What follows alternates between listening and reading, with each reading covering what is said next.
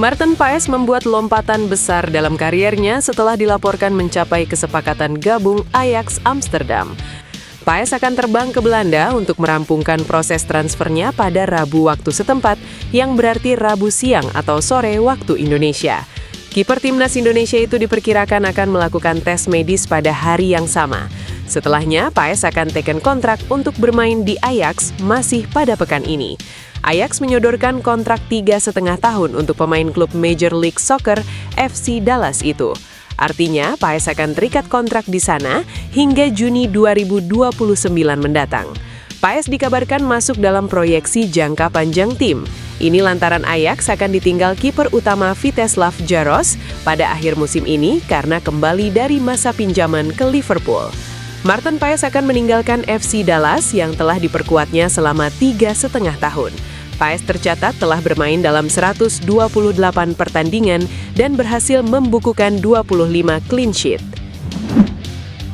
Jordi Weherman menjadi satu sosok yang ramai dibicarakan oleh publik sepak bola Indonesia belakangan ini. Banyak pihak yang menilai pemain berusia 26 tahun itu layak menjadi bagian dari timnas Indonesia. Salah satu yang paling menarik perhatian adalah komitmen dan keinginannya untuk segera menjalani proses naturalisasi dan menjadi bagian dari timnas Indonesia.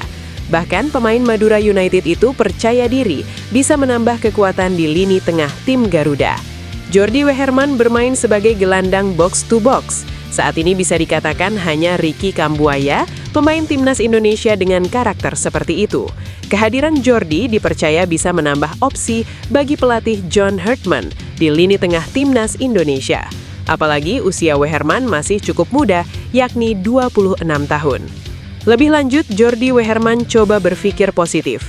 Ia ingin melupakan apa yang terjadi pada 2021, di mana ia sempat dikabarkan menolak panggilan timnas Indonesia. Ia merasa kabar itu tidak benar. Kamu tahu saya adalah orang yang positif dan selalu mencoba melihat ke depan. Kita tidak bisa mengganti apa yang terjadi di masa lalu. Shin Tae-yong juga sudah pergi. Kita sempat punya pelatih baru, Patrick Kluivert. Sejak 2 minggu lalu kita punya pelatih Inggris, John Hartman, ujarnya. Era kepemimpinan John Hartman di timnas Indonesia diprediksi bakal diwarnai dengan penambahan kekuatan baru dari benua biru. Menjelang perhelatan FIFA Series 2026 yang akan digelar di Jakarta pada Maret mendatang, PSSI berpeluang besar merampungkan proses naturalisasi 4 pemain keturunan yang merumput di liga-liga top Eropa. Keempat talenta ini dikabarkan telah memenuhi kriteria ketat FIFA dan siap memberikan dimensi baru bagi permainan skuad Garuda. Untuk mendongkrak peringkat FIFA Indonesia yang kini berada di posisi ke-122, kehadiran pemain keturunan dengan kualitas Eropa menjadi prioritas strategis. Sesuai regulasi FIFA mengenai perpindahan federasi melalui garis keturunan, ada 4 pemain yang berpeluang besar mengenakan lambang Garuda di dada. Pascal Struijk, bek tangguh milik Leeds United ini masih menjadi nama paling dinanti. Memiliki garis keturunan Indonesia dari kakek nenek pihak ibu, Struijk akan menjadi pilar pertahanan yang mewah. Pengalamannya di kompetisi Inggris diyakini mampu membuat lini belakang Indonesia sulit ditembus lawan sekelas Bulgaria. Jensen Silt, pemain muda berbakat kelahiran Belanda ini memiliki darah Maluku dari kakeknya. Dia merupakan bek modern dengan kemampuan membaca permainan yang sangat baik. Statusnya yang sudah memenuhi syarat FIFA membuat proses perpindahan federasinya diprediksi berjalan mulus. Dean Zandenberg. Di sektor penyerangan muncul nama Dean Zandenberg. Penyerang jangkung bertinggi 188 cm ini memiliki akar keluarga di Depok melalui ibu dan neneknya. Zandenberg diproyeksikan menjadi pendamping ideal bagi Ole Romeni guna menciptakan lini depan yang tajam dan memiliki keunggulan fisik dalam duel-duel udara. Laurin Ulrich, pemain muda potensial ini memiliki darah Surabaya dari sang kakek. Ulrich bukan pemain sembarangan. Ia merupakan mantan kapten timnas Jerman di kelompok umur. Berposisi sebagai gelandang serang, kreativitas Ulrich sangat dibutuhkan untuk mengatur ritme permainan di bawah instruksi taktik John Hartman. Kehadiran 4 pemain ini bukan sekedar menambah jumlah personil, melainkan sebuah transformasi taktis bagi timnas Indonesia. Momen langka terlihat dalam sesi latihan Persija Jakarta di Persija Training Ground Selasa sore WIB. Sebab pelatih timnas Indonesia John Hartman memantau langsung dari dekat. Hartman hadir dalam sesi latihan Persija tanpa pengawalan ketat. Figur asal Inggris itu tidak ditemani oleh asisten pelatihnya Cesar Meilan. Selepas latihan, Hartman melempar senyuman dan menyapa awak media yang hadir di lokasi. Ia mengatakan sengaja datang untuk menambah pengetahuan soal sepak bola Indonesia. Saya rasa jawabannya masih sama seperti hari Sabtu lalu.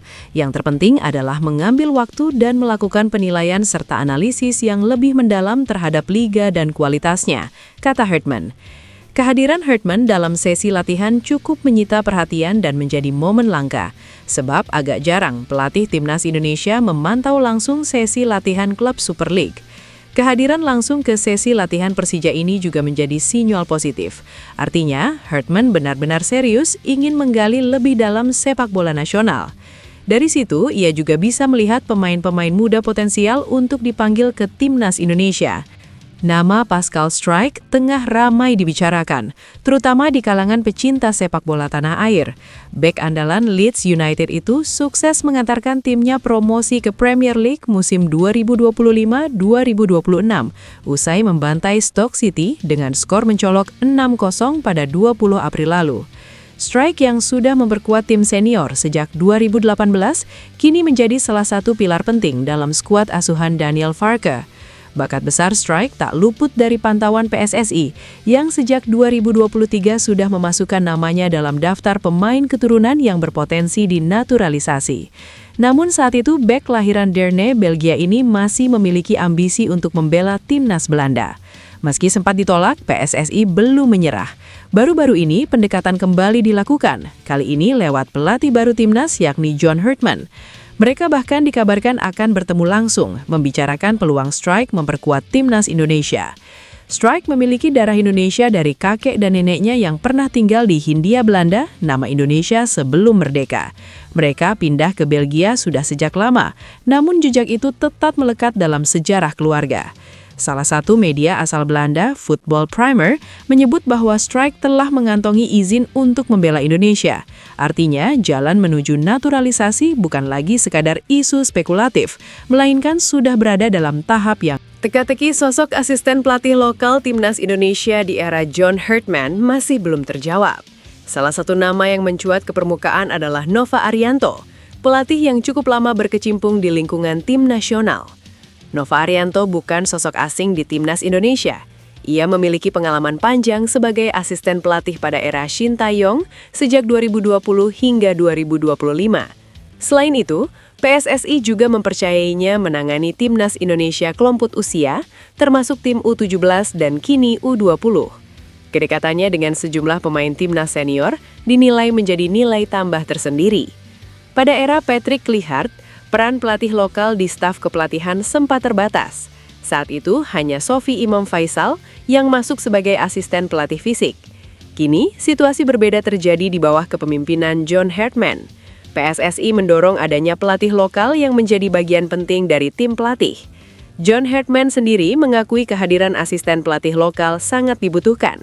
Hingga saat ini, ia baru memiliki satu asisten, yakni Cesar Meilan sebagai pelatih fisik. Pelatih asal Inggris itu menegaskan bahwa penunjukan asisten pelatih tidak bisa dilakukan secara tergesa-gesa. Ia ingin memahami karakter staf yang ada di Indonesia, sekaligus mendapatkan masukan dari para pemain. Luke Vickery, yang kini menggila bersama MacArthur FC, tidak akan menjadi pemain pertama yang dinaturalisasi timnas Indonesia era John Hartman. Lantas, siapa pemain keturunan pertama yang dinaturalisasi timnas Indonesia era kepelatihan John Hartman? Jawabannya adalah gelandang Madura United Jordi Wegman. YouTuber yang biasa membahas pemain diaspora dan timnas Indonesia, Yusa Nugraha, baru-baru ini mengontak Jordi Wegman. Jordi Wegman belak-belakan mengatakan proses naturalisasinya menjadi WNI seharusnya sudah berjalan. Jordi Wegman dijamin akan menguatkan lini tengah timnas Indonesia. Dalam pola apapun yang diturunkan John Hartman, gelandang 26 tahun itu akan menguatkan lini sentral skuad Garuda. Secara pengalaman, kualitas Jordi Wegman tak perlu diragukan lagi. Ia lama berkarir di Eropa dengan membela Feyenoord Rotterdam, FC Luzern, ADO Den Haag, dan NK Vukovar. Di level junior, Jordi Wegman juga pernah membela sejumlah timnas Belanda kelompok umur.